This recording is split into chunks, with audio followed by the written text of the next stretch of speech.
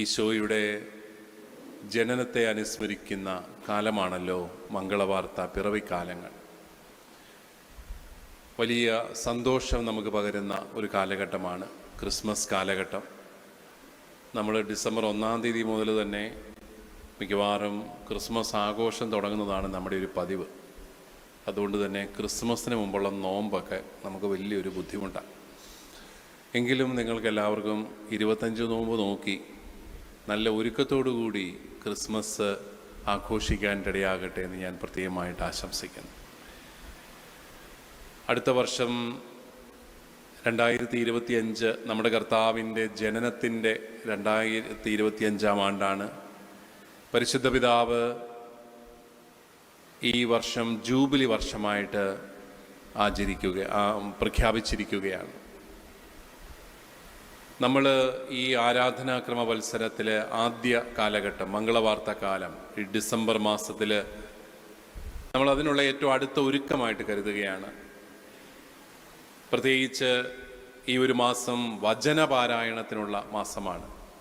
നമ്മുടെ കേരള കത്തോലിക്ക സഭ ബൈബിൾ വായനയ്ക്കുള്ള പ്രത്യേക കാലഘട്ടമായിട്ട് ഈ ഒരു മാസത്തെ പ്രഖ്യാപിച്ചിട്ടുണ്ട്. ഈ മാസം മാത്രം ബൈബിൾ വായിച്ചാൽ മതി എന്നല്ല, എങ്കിലും കൂടുതലായിട്ട് ബൈബിൾ വായിക്കണം. ബൈബിൾ വായിച്ച് ഈശോയുടെ രക്ഷാകരമായ ജനനത്തിന് നമ്മൾ ഒരുങ്ങണം എന്ന് സഭ ആഗ്രഹിക്കുകയാണ്.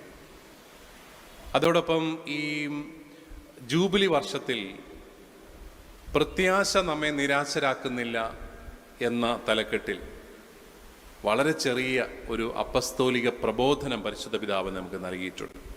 അതിൻ്റെ ഇംഗ്ലീഷും മലയാളവും ഒക്കെ നമുക്ക് ഇൻ്റർനെറ്റിലും ഒക്കെ കിട്ടും. പറ്റുവാണെങ്കിൽ നിങ്ങളെല്ലാവരും അത് വായിക്കണം എന്ന് ഞാൻ ആഗ്രഹിക്കുകയാണ്. ജൂബിലി വർഷത്തിൻ്റെ മുഴുവൻ സന്ദേശവും പ്രത്യാശയുടെ തീർത്ഥാടകരാകാൻ നമ്മൾ വിളിക്കപ്പെട്ടിരിക്കുന്നു എന്ന ആ ഒരു മനോഹരമായ സന്ദേശം അവതരിപ്പിച്ചുകൊണ്ട് പരിശുദ്ധ പിതാവ് നമ്മളെ ഈശോ മിശിഹായിലുള്ള പ്രത്യാശയിലേക്ക് ക്ഷണിക്കുകയാണ്. അങ്ങനെ പ്രത്യാശയുടെ തീർത്ഥാടനം നടത്തുമ്പോൾ പ്രത്യാശയുടെ 10 അടയാളങ്ങളെക്കുറിച്ച് അദ്ദേഹം പറയുന്നുണ്ട്.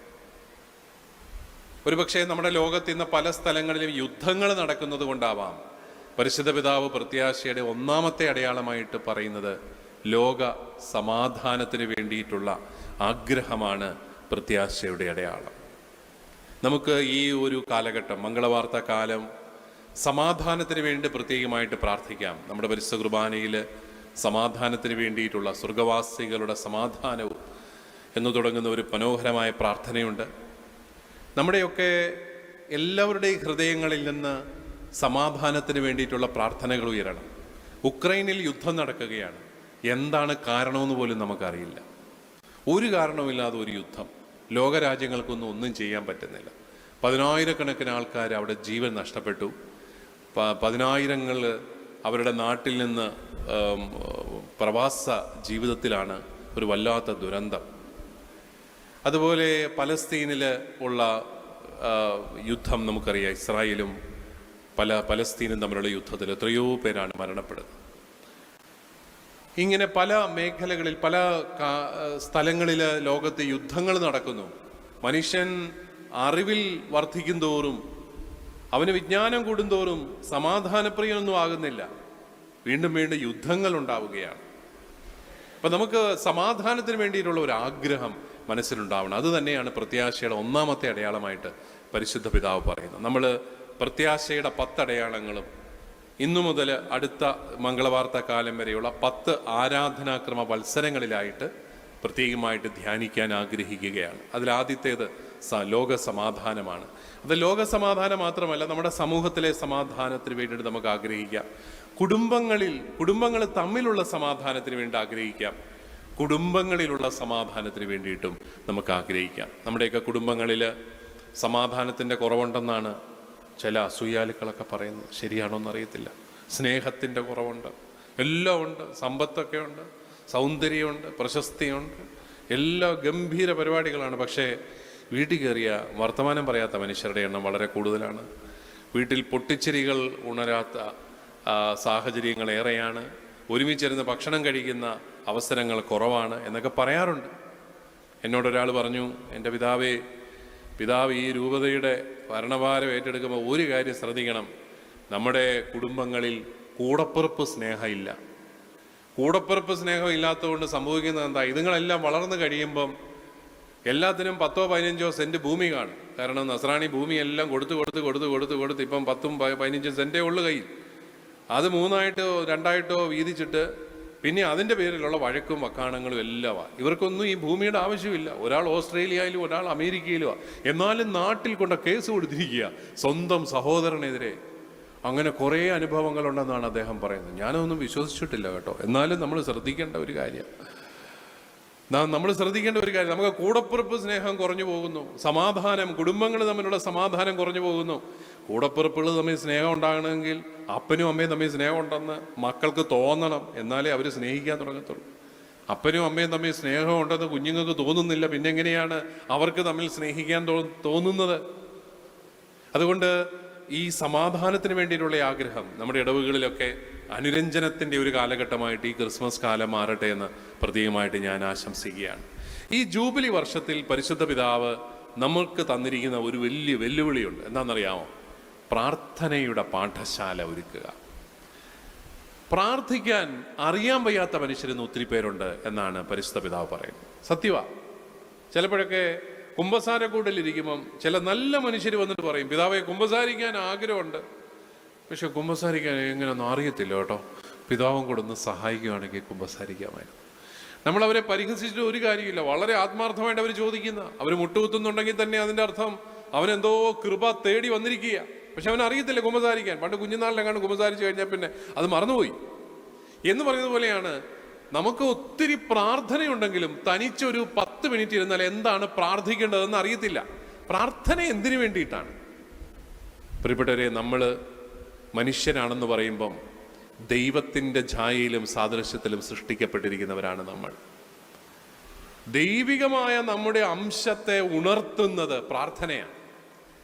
നമ്മൾ ഭക്ഷണം കഴിച്ച് സുഖമായിട്ടൊക്കെ ജീവിക്കുകയാണെങ്കിൽ അതൊരു മൃഗങ്ങളുടെ തലം വരെ എത്തുന്നുള്ളൂ, മനുഷ്യന്റെ തലത്തിലേക്ക് വരുന്നില്ല. നമ്മളൊക്കെ മനുഷ്യരാകുന്നത് ദൈവവുമായിട്ട് ബന്ധത്തിലാകുമ്പോഴാണ് നമ്മൾ യഥാർത്ഥത്തിൽ മനുഷ്യരാകുന്നത്.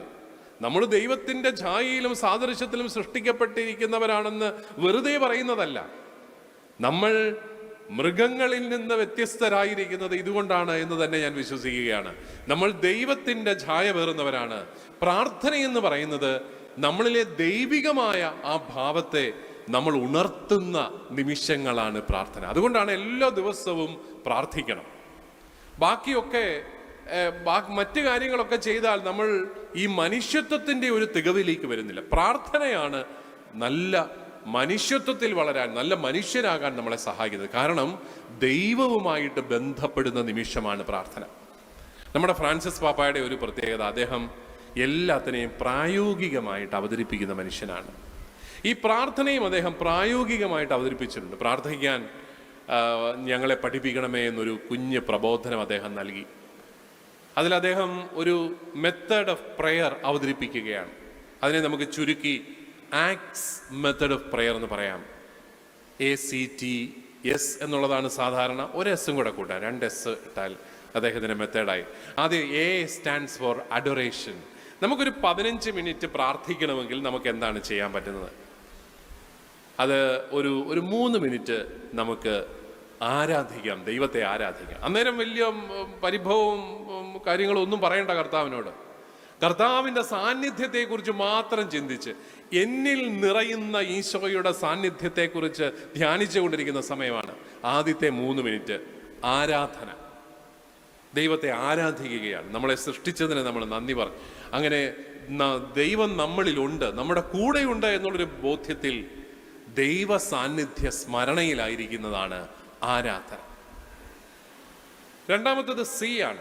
A stands for adoration, C stands for confession.